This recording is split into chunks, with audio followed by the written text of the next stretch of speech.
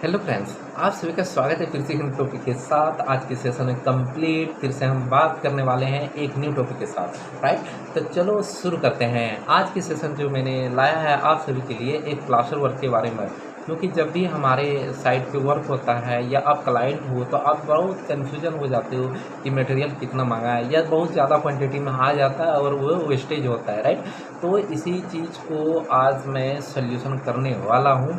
तो वीडियो पूरा देखिएगा, क्योंकि एक इमेज के रेफरेंस से मैंने यहाँ पे एक इमेज लगा दी है और जो सारी क्राइटेरिया मैं फॉलो करने वाला ये कहना चाह रहा हूँ, ठीक है। तो वॉच पूरा कीजिएगा, क्योंकि किसी भी प्रकार से ये कैलकुलेशन देखने के बाद देखिए, देखने से सोल्यूशन नहीं होता है। अगर आप फ्रेशर हो, अगर फर्स्ट टाइम आप कर रहे हो तो इसको पेपर का पेन पे लिखिए, ये ही है और दूसरी कोई तरीका निकालने का नहीं है। अगर बेस्ट मेथड है तो यही मेथड है, समझ गया। तो थिकनेस चेंज हो जाए, कुछ भी चेंज हो जाए तो आप डिफरेंट थिकनेस का, डिफरेंट वॉल का, डिफरेंट ब्रिक का, डिफरेंट प्लास्टर, हर चीज़ आप इसी वीडियो के हेल्प से आप निकाल पाओगे, ठीक है। तो चलो शुरू करते हैं। देखो, सबसे पहले जो हम बात करने वाले यहाँ पे एक प्लास्टर वर्क के बारे में बात करेंगे। सबसे पहले जो होता है हमारे पास तीन तरह की 3 टाइप्स ऑफ प्लास्टर होता है, अगर क्राइटेरिया देखा जाए तो। क्योंकि जब भी हम इंटरनल प्लास्टर करते हैं तो 2 तरह के प्लास्टर हमारे पास आता है। एक 12 mm के प्लास्टर आता है, एक 15 mm के प्लास्टर होता है। 12 mm प्लास्टर वो प्लास्टर है, आपने देखा होगा कि साइड पे जब भी ब्रिक वर्क होता है तो एक तरफ देखना कि मेसन खड़ा होता है और उस तरफ से धागा बांधता है, और एक तरफ से वो साहुल सूट करके और फंटी करके ऊपर की तरफ जाता है, राइट, नीचे से। क्लियर हो गया। जब वो क्लियर हो गया तो जब उस तरफ से आप अपने दीवार को देखते हो सामने से, तो वहाँ पे एक आपको प्लेन सरफेस दिखता है। क्या होता है? एकदम स्मूथ प्लेन सरफेस दिखता है ब्रिक का, राइट। तो वहाँ पे 12 mm का थिकनेस आप प्लास्टर करें, राइट। और जस्ट उसके अपोजिट साइड जाके अगर आप देखते हो तो वहाँ रफ सरफेस मिलता है, तो वहाँ पे हम 15 mm का प्लास्टर करते हैं, राइट।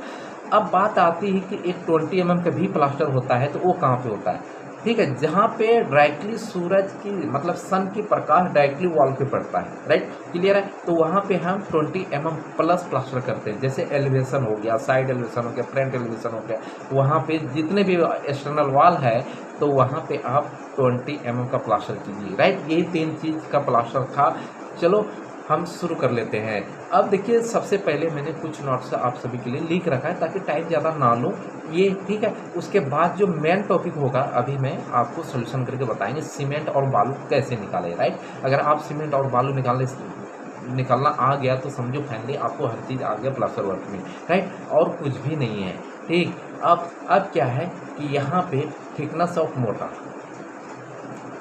मोटार मैंने 15 mm का पकड़ा है। मतलब इस दीवार में जो दीवार है हमारा 10 फुट लंबा है, 10 फुट चौड़ा है, ठीक है। और जो थिकनेस इसके ऊपर जो मोटार जो मसाला यूज कर रहा है, कितनी मोटाई की? 15 mm की, ठीक है। मोटार की रेशियो मतलब बोले तो सीमेंट कितना डाले, बालू कितना डाले, पेस्ट कैसे बनाए, राइट। तो 1:4 का मतलब है 1 पार्ट ऑफ सीमेंट। अगर 1 बोरी आपने सीमेंट लिया है तो 4 बोरी आपका बालू ऐड होगा। क्लियर हो गया। अब देयरफॉर इसलिए कैलकुलेट द प्लास्टर वैल्यू, तो हमें एक वैल्यू पहले देखो। सबसे पहले तो तरीका जो है, जो यूट्यूब पे आपको मिलेगा देखने को, वो वहाँ पे क्या करेगा कि एरिया को सबसे पहले वो एरिया को फाइंड करता है और फिर उसकी थिकनेस से मल्टीप्लाई कर देता है, ठीक है।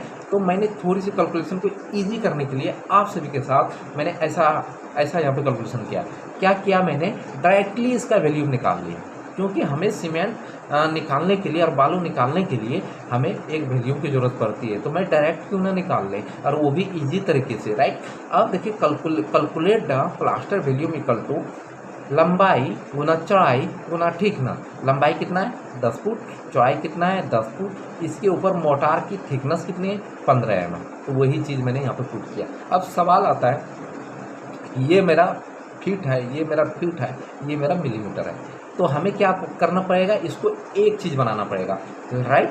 क्योंकि हमें ऐसे भी जब हम सीमेंट निकालेंगे तो अगर एक्चुअल सीमेंट निकालेंगे तो उसमें क्या होगा, हमें भी मतलब मीटर में चाहिए, हमें मिलीमीटर में चाहिए, मीटर में चाहिए, राइट। तो इसीलिए हम इसको फीट वाले को डायरेक्टली क्यों नहीं मीटर में कर ले, ताकि बाद में हमें चेंज करने की जरूरत ही ना पड़े, राइट। इसीलिए मैंने क्या किया, 10 फुट। आपको पता है कैसे यूनिट काम करता है कि 1 मीटर में कितना फुट होता है? 3.28 फीट होता है एक्चुअल, लेकिन राउंड फिगर 3 लेके चलता है, लेकिन जो एक्चुअल है वही मैंने लिया। 10 में अगर आपको भाग देना है 3.28 से तो आपका मीटर में कन्वर्ट हो गया 3.04। उसी तरह इसको भाग दिया आपने 3.04, क्लियर हो गया। अब मल्टीप्लाई 0.015 कैसे, 15 क्या है मिलीमीटर है। अब मिलीमीटर को मीटर में चेंज करने के लिए 1000 से भाग देना पड़ता है, समझ गया ना। इसको 15 डिवाइडेड बाई 1000 कर दोगे तो 0.015। अब देखो ये भी मीटर, ये भी मीटर, ये भी मीटर, तीनों मीटर में आ गया। तो तीनों को मल्टीप्लाई करोगे तो 0.138 मीटर क्यूब है। This is wet volume. Wet volume क्यों, जब भी हम साइड पे मेजर करते हैं वो वेट वैल्यूम में ही हमारा वैल्यूम निकलता है। उसको हमें क्या करना पड़ता है, कन्वर्ट करना पड़ता है ड्राई वैल्यूम में। क्यों, क्योंकि जब भी हमारे साइड पे किसी भी प्रकार के हम माल मंगाते हैं वो सारे ड्राई फॉर्म में आते हैं, जैसे सीमेंट ड्राई फॉर्म, जैसे बालू ड्राई फॉर्म, जैसे एग्रीगेट ड्राई फॉर्म होता है ना। उसी चीज़ को हम क्या करते हैं 33% इंक्रीज कर देते हैं। जब 33% को तोड़ोगे तो 1.33 आएगा आपके पास, राइट, क्लियर है। अब देखो 33% इंक्रीज क्यों किया, क्योंकि अगर हम नहीं करेंगे यहाँ पे इंक्रीज नहीं करेंगे तो इतना इंक्रीज करेंगे तो ये बढ़ के आएगा। क्योंकि जब भी हम सूखे फॉर्म में जो भी सूखा माल आएगा, जैसे एक बोरी का आपने माल बनाया, 1 बोरा सीमेंट लिया, 4 बोरा बालू लिया, उसमें आप पानी जैसे ऐड करोगे तो 33% वो सूख जाता है, क्लियर हो गया, कम हो जाता है, इसलिए हमें इंक्रीज करना पड़ता है। तो अब जब इसको आप मल्टीप्लाई करते हो तो आपके पास आता है 0.184, लेकिन मैंने लिया 0.183। आपका जो एक्चुअल है उस क्वांटिटी को यहाँ पे पुट कर देना है। अब देखो एक आता है sum of ratio. Sum of ratio की भी जरूरत पड़ेगा हमें। सम ऑफ रेशियो मतलब होता है जो मोटार की रेशियो, जो अभी मैंने बताया 1 पार्ट ऑफ सीमेंट और 4 पार्ट ऑफ बालू, तो दोनों को जोड़ दिया मैंने और कुछ नहीं है, 5 नंबर्स आ गए, राइट। अब चलो कैलकुलेशन की तरफ। अब हमें सीमेंट निकालना है, तो सीमेंट कैसे निकालना है, सीमेंट कैसे निकालना है, चलो ये बात करते हैं। ड्राई वैल्यूम अभी मैंने बात किया 0.138 आया, कुछ नहीं करना, मल्टीप्लाई करना है आपको। 1 पार्ट ऑफ सीमेंट है, डिवाइडेड बाय कितना करना है 5, सम ऑफ रेशियो मल्टीप्लाई 1440। अब यहाँ पे आती थोड़ी सी आप सभी के लिए इम्पोर्टेंट चीज़ें क्या आती है यहाँ पे समझना बेहद ज़रूरी है।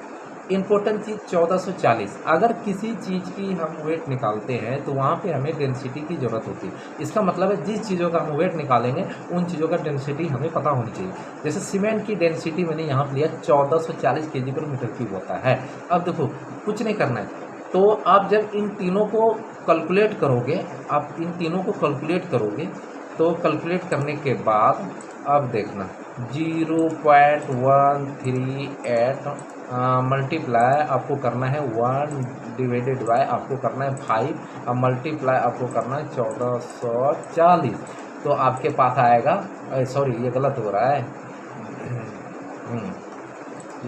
देखो 0.138 नहीं आया है मेरा, ये है वेट वैल्यूम, लेकिन मैंने कन्वर्ट किया इसको ड्राई वैल्यूम में, दिखा देता हूँ।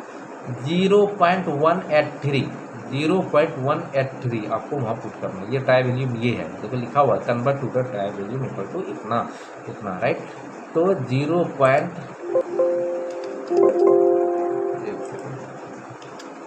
0.83 इंटू 1 पार्ट ऑफ सीमेंट। तो अब कैलसी में पुट करते हैं तो आपका एक्चुअल में आएगा, आपका क्या आएगा, एक्चुअल में आएगा, ठीक है।